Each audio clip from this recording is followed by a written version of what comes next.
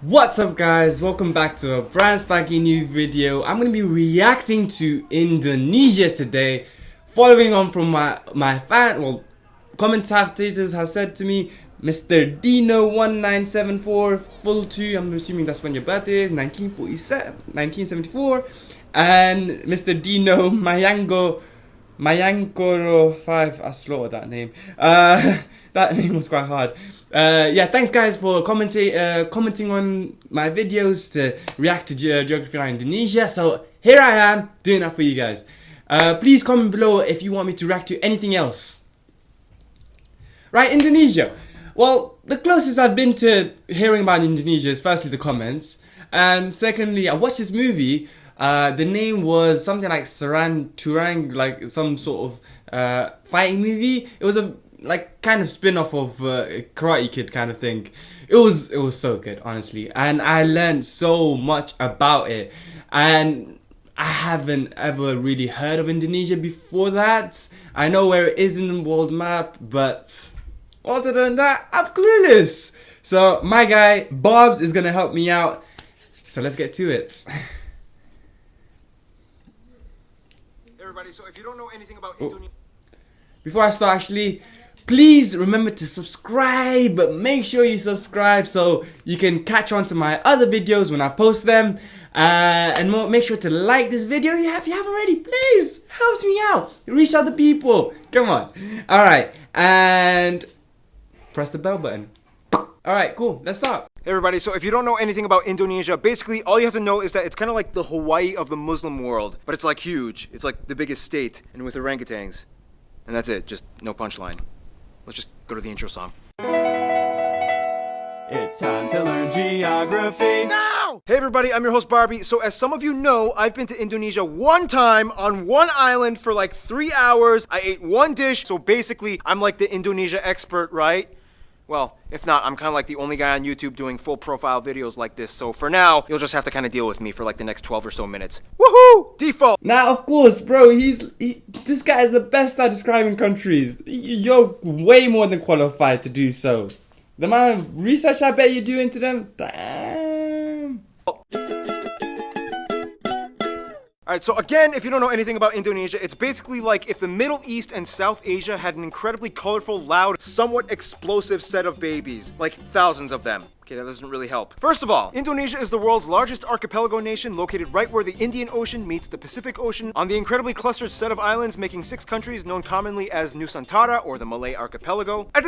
Indonesian Archipelago. Sure, whatever makes you happy. Indonesia actually has land borders with 3 of these countries, East Timor, Papua New Guinea, and Malaysia, on the biggest island, Borneo, or Kalimantan, which is one of the world's only 2 triple split nation islands, the other one being Cyprus. Although technically, if you include the UN buffer zone, it's kind of like 4 entities, but the UN isn't a country, whatever, just watch the Cyprus episode.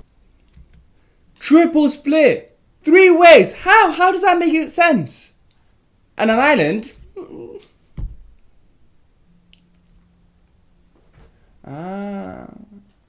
Now it makes sense. The country is divided into 34 provinces, 5 of which have special administrative statuses, with the capital and most populous city, Jakarta, located on Java, the world's most populous island with nearly half of the entire population of Indonesia in it. Damn, half of the population just there. Wow. Largest cities after Jakarta are Surabaya and Bandung, both located on Java Island, and Medan, located on Sumatra. Jakarta Soekarno-Hatta International, Bali's Ngurah Rai International in Denpasar, and Surabaya's Juanda International. Now here's where things get a little speculative. Today, there are still arguments claimed as to exactly how many islands Indonesia has. The National Coordinating Agency for Surveying and Mapping says Indonesia has about 13,500. The National Institute of Aeronautics and Space Agency says that it has about 18,300, whereas the Indonesian government claims about 17,500. But wherever the point is, there's a lot of them. Over 8,800 have names, and over 900 of them are permanently inhabited. 900 permanently uninhabited. I'm gonna go and live there. I'll work online. If I ever need to work, I'll just Zoom call with people. They'll be like, oh, so where are you right now? I'll be like, I'm in one Indonesian uninhabited island. Not working. I mean, I'm on an uninhabited Indonesian island. And they'll be like, what are you doing there? Well, imagine living on an island in solitude. Damn, like that'd be so cool. But I'll only be able to do it temporary. Come on, you can't live with that like life without any human contact. Come on. But these islands look pretty cool. Look at the pictures that Bob's showing them on them. You would think they are the country with the most islands, but surprisingly, Finland and Canada beat them. But a lot of their islands are kind of like boop-a-doop, little islands in the lakes. So does it really count? I guess. What? It's over 10,000 islands, guaranteed, of course. But damn, that's so many islands. That means there's so many uninhabited places. Wow, man. I need to go Indonesia. Damn. Like, think about the amount of beaches and the flora and fauna. And oh my god, Indonesia must be beautiful with the islands popping. Now let's talk about the 5 special administrative provinces. They are Aceh, Yogyakarta, West Papua, and the capital Jakarta. Now, no surprise, the capital Jakarta acts as its own political entity. Lots of countries do that. But what about the others? First, Aceh. Aceh is kind of like the black sheep of Indonesia. It's the only province in which Sharia law is fully implemented. Also, they kind of have like a ton of oil, so yeah, they've kind of asserted a very independent ideology that sets them apart as autonomous from the rest of Indonesia. So Aceh is very different to the rest. That's very interesting. The fact that Aceh imposes a lot of Sharia laws, mad, isn't it? It's a bit like, I never knew like Indonesia was a Muslim country, a lot of Muslims, but I never actually knew that. Like, it's never actually just come up to me. Like, I just thought that the middle, like, you know, I never knew that. That's surprising to me. Then you have Yogyakarta, which is the only region that is still governed by a pre-colonial monarchy, the Sultan of Yogyakarta, who acts as a hereditary governor. Otherwise, we get the 2 Papuas, which collectively used to be the province called Irian Jaya, but then in 2003 they got split into 2. Basically, this is the place that has the least in common with the rest of Indonesia. It has a culture and background closer to their cousins across the border in Papua New Guinea. So then why is this part of Indonesia? Well, long story short, Indonesia was basically like, well, now that we have our full sovereignty, we get everything that the Dutch colonized. But the people of Papua were not too happy, so then Indonesia was like, alright, we'll give you a vote to stay or leave. However, we would strongly implore you to make the right decision. So they voted to stay in. A lot of people complained. There's still some current opposition, and to this day, the area has a relatively high level of autonomy, and the government kind of just leaves them alone, except for when it comes to mining for resources. Oh, and the South Maluku area also kind of has like an independence dispute thing kind of going on, but the major opponents to the Indonesian government are primarily based in the Netherlands. Then you have the strange Riau Islands, which look like they should belong to Malaysia, but they don't, even though they have a strong Malay-derived culture. Then you have the Ambalat Sea Block, which has a ton of oil that both they and Malaysia argue over. So that essentially covers most of the administrative divisions of Indonesia. Some of the most notable spots of interest in Indonesia might include the National Monument and Museum, Royal Keraton na Yogyakarta Palace, Ratu Boko, the Magelang and chicken-shaped churches, Borobudur, disputed to be the largest Buddhist temple in the world, Maimun Palace, the Taman Sari Underground Mosque, the Equator Monument, the Pura Ulun Danu Bratan Lake Temples, yeah, try to say that 5 times fast, Pura Ulun Danu the Batan Lake, the Millennium Bridge, the Sacred Monkey Temple, the Hellmouth or Elephant Cave, the 7-story pagoda of Cebu, the smoked mummy villages of Aikim and Jiwika in Papua, or if you're lazy, you can just go to the Taman Mini Indonesia Indah Park, which kind of has like a bunch of replicas of all the famed sites in Indonesia. Wow, these places look amazing. Damn, these places look absolutely wonderful. Like a must visit go place. Whoa, look at that elephant cave. The Hellmouth. Damn, what's inside there? Oh, and keep in mind there's Dutch colonial style buildings all over, too many ancient temples and pagodas to list. And no matter how many buildings and landmarks are built, they will never compare to what Mother Nature has done. Which brings us to Indonesia's land is like that one ex we all had back in our 20s that we trusted a stupid friend to hook us up with. Super attractive, but almost killed you a few times. With girls, there's always a beautiful to crazy scale. Indonesia lies on what is labeled as the prehistoric continental shelf known as Sundaland, which during the Ice Age times pretty much connected all of the islands together before the Wallace Line until the ice melted and filled in the gaps. Now this is where things get incredibly messed up. Not only is Indonesia right in the worst part of the Ring of Fire, but the country is basically smashed between 3 converging major continental plates: the Eurasian, the Pacific, and the Australian plates, with dozens of minor plates and rifts like the Sunda, Timor, Banda, Molucca, and so on. This in return gives Indonesia over 400 volcanoes, disputably more than any in the world, with over 150 active ones, making it the most volcanically active country in the world. Damn! And I thought Iceland was bad. This is even worse. World as well. This means on a daily basis, Indonesia experiences on average about 4 earthquakes a day, ranging anywhere between the small, timid 3 to a noticeable 6 on the Richter scale. And you never know where or when they will happen. Impressive. Nonetheless. So that was Chile. Chile has a lot of earthquakes, and they're quite impressed by it. Plus, volcanoes can be a good thing, especially when concentrated close to the equator, as the warmer, humid climate allows moisture and minerals to coalesce, creating some of the most fertile land on the planet. This is why places like Hawaii and Iceland are so radically different despite both being volcanic islands. In the end, Indonesia got blessed with a flourishing abundance of flora and fauna, the second highest concentration in the world after Brazil, many of which being endemic species like the Rafflesia arnoldi and the Titan arum, the largest flowers in the world, which each smell like rotting corpses. And at over 180, they also have the highest concentration of mammals out of anywhere in the world. Nonetheless, the national animal is actually a reptile, the largest in the world at 3 meters long, the famous Komodo dragon, which you can find a bunch of on Komodo Island, which is where they get their name from, and they can kill people. Just a heads up. You know what? There's a lot of stuff that can kill you in Indonesia. I just realized. Volcanoes, orangutans, Mother Nature. Is there anything else, Bobs, that you need to tell us? And the surprisingly not national animal, even though everybody knows and loves them, the only great ape in Asia, orangutans, are only found on this archipelago as well. By the way, they look docile and quiet, but orangutans can rip off your arm if you anger them. So don't. Otherwise, the largest mountain, Puncak Jaya, is located in the east in Papua. The longest river, the Kapuas, flows on Kalimantan, or Borneo Island, starting in the east, emptying into the South China Sea. The largest lake, as well as the largest volcanic lake in the world, Lake Toba, can be found on Sumatra. This is also the site of the largest speculated volcanic explosive eruption on Earth that essentially created a worldwide volcanic winter. The eruption was so big that you can literally observe ashes from the explosion that went as far as Malawi in East Africa. Remember, guys, Mother Nature is beautiful, but if she wants, she can kill you. Close to Puncak Jaya is Grasberg, the largest gold and copper mine in the world. And on Mount Ijen on Java, which spews out blue lava, all over you can find intrepid sulfur miners that literally go into the base of the volcanic craters, risking health just to get raw sulfur ores. Just for a living. They will go down into a volcanoes to get sulfur ores. Is it really worth it?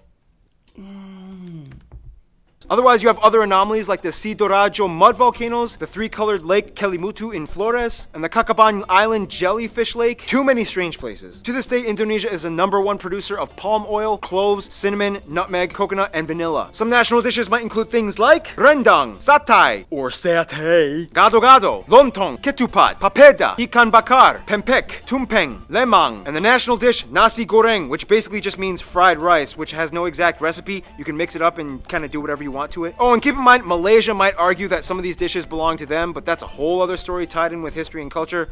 We got time. Why not talk about it?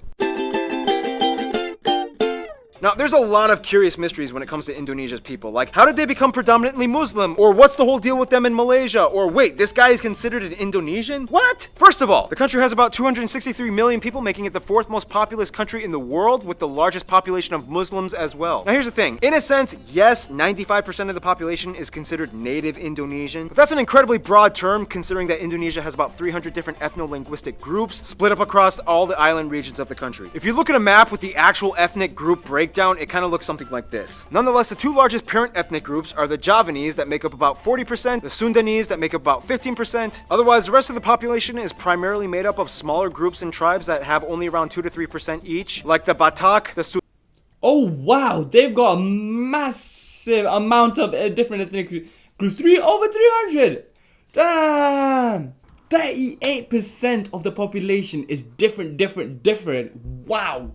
But if I ever go to Indonesia, so am I expected to meet a Japanese, I guess? Yeah, 40% is the largest population. Damn! Sulawesi, the Balinese, Minangkabau, Betawi, Papuan, Dayak, and so on. Finally, about 5% are non-indigenous Indonesians like Chinese, Arabs, Indians, and even a few Europeans. They also use the Indonesian rupiah as their currency, they use the Type-C plug outlet, and they drive on the left side of the road. And here's where things get a little confusing. Culture and language. The one thing that kind of unites all Indonesians is that they share the national language Bahasa Indonesia, which means the Indonesian language. However, Bahasa Indonesia is actually kind of like a lingua franca to many of the people, as Indonesia is the world's largest trilingual country.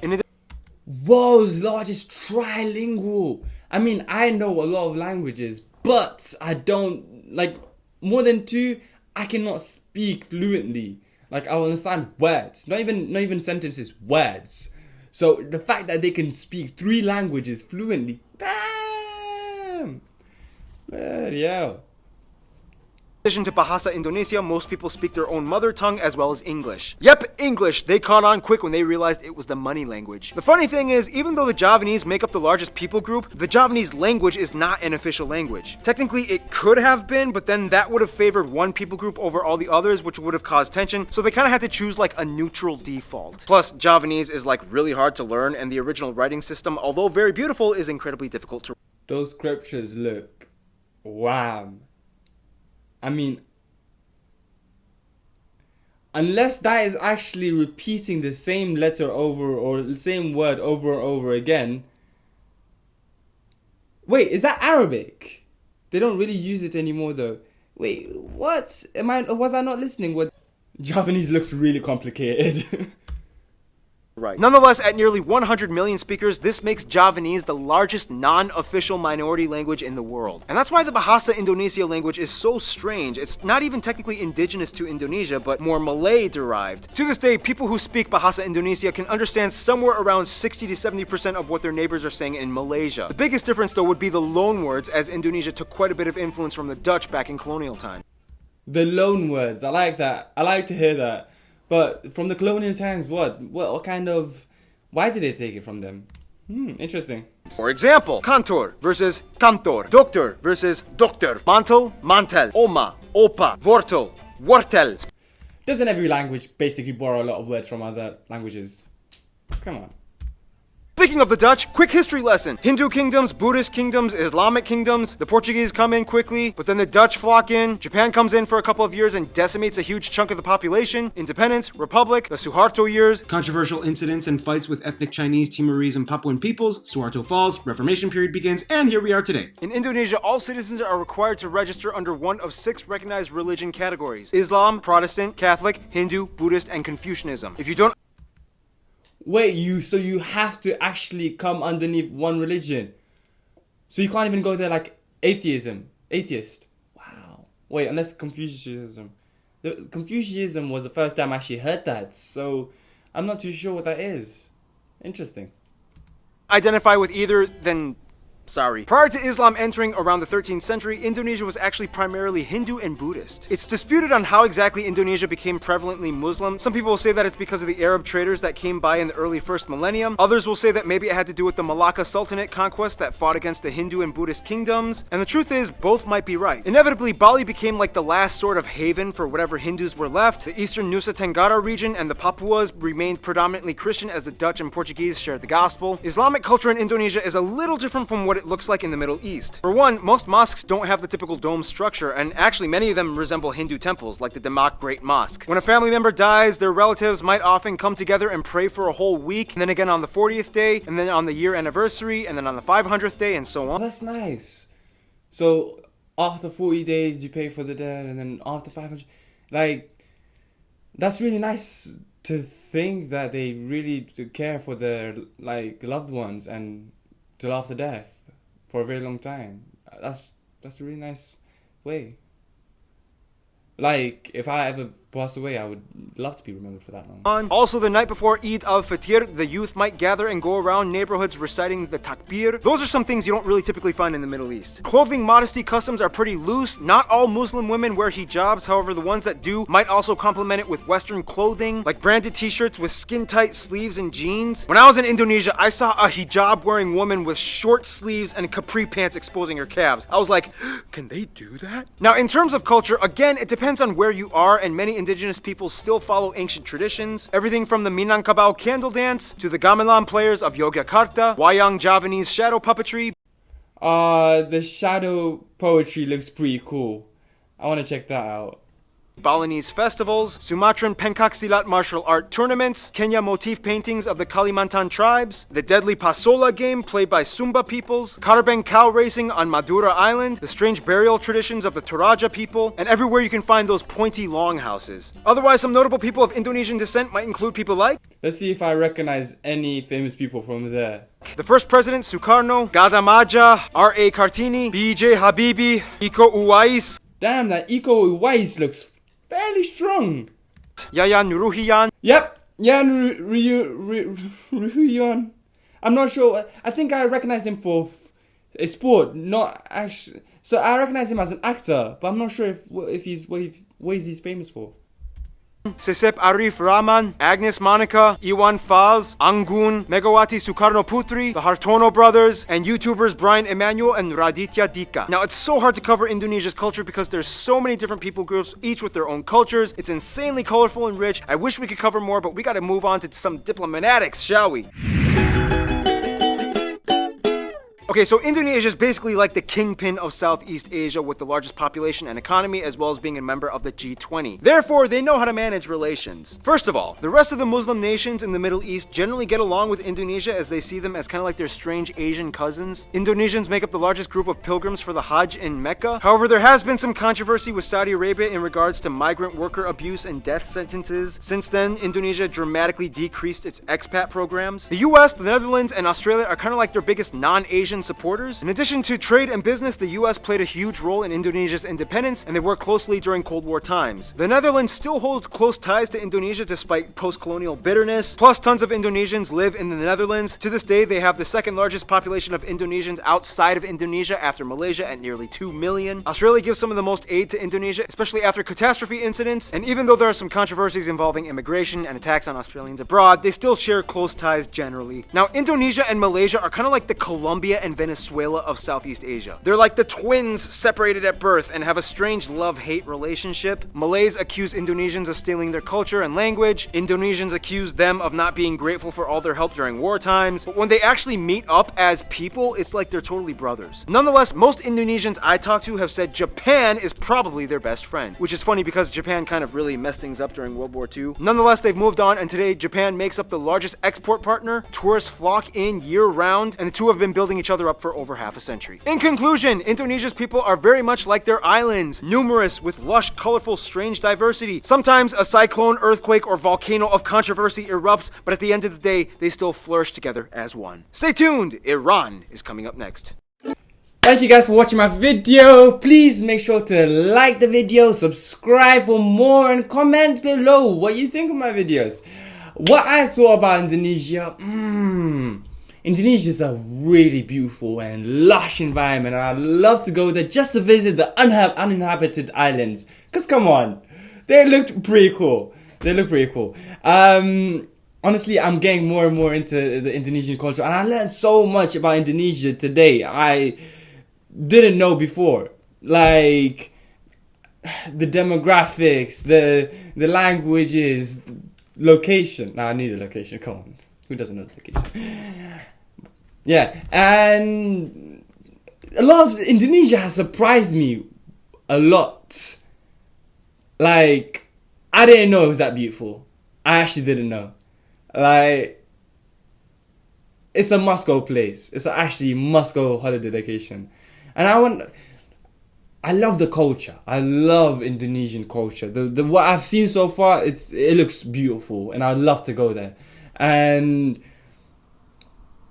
some stuff are a little confusing, but some stuff are a little confusing, like with the passport situation. What's going on there? Babs did a great job in actually talking a lot about Indonesia, but what do you Indonesians think of, like, is there anything I should know about it? Comment below if Babs didn't mention anything and something I should know about. Anyways, thank you for watching. Till another video. Major